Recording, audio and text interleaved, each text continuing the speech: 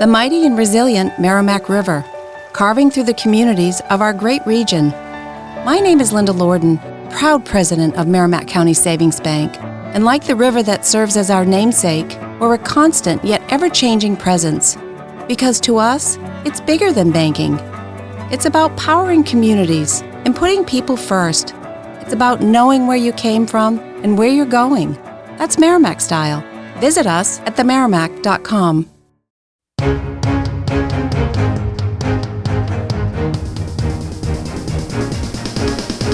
This is the Washington Times front page for Tuesday, August 20th, 2024. Thanks for joining us. I'm George Gerbo. President Biden bid farewell to the party he faithfully served for more than 5 decades at the Democratic National Convention, taking credit for his accomplishments and laying out the case that Vice President Kamala Harris is the heir to his legacy.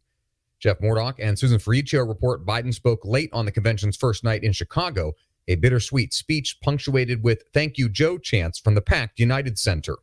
He used the opportunity, often in an angry tone, to tell the story of his administration on his own terms and change the narrative surrounding his exit in the aftermath of a disastrous debate performance against former President Trump.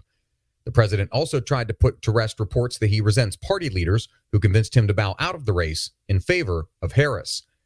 Harris will address attendees later in the week, but outside of the convention hall, activist organizations demonstrated against her for the administration's treatment of the Israel-Hamas war. Despite finding common ground with Harris on other issues, protesters told our Carrie Pickett the war made it difficult for them to support her in the presidential election. Coalition to March on the DNC, which represents more than 200 activist organizations, organized the demonstration at Chicago's Union Park. D.C. Councilmember Trayon White has been arraigned on charges of accepting more than $150,000 in bribes. Matt Delaney reports an FBI affidavit says White agreed in June to accept roughly $156,000 in kickbacks and cash payments.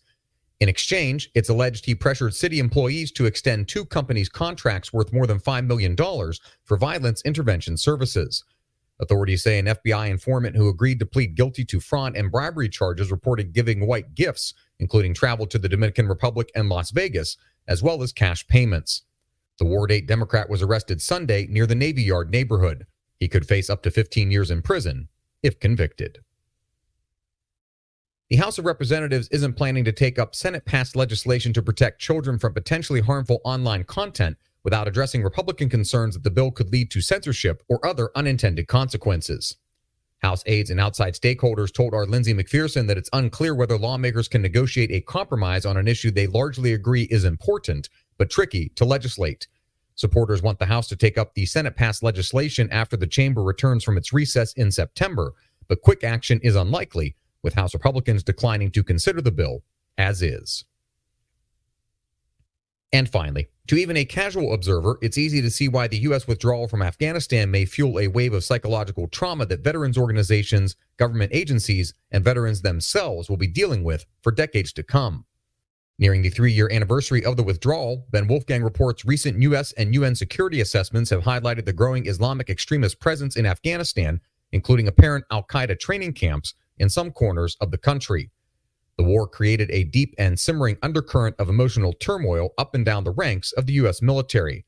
Along with the even bloodier conflict in Iraq, it defined a generation of service members and sparked more fundamental questions about what the world's military superpower can and should try to achieve in the 21st century. Find all today's front page stories at WashingtonTimes.com/front page or on the Washington Times app, and find us wherever you get your podcasts. You can also find us on social media at Wash Times for breaking news, sports, commentary, and more. For the Washington Times, I'm George Gerbo.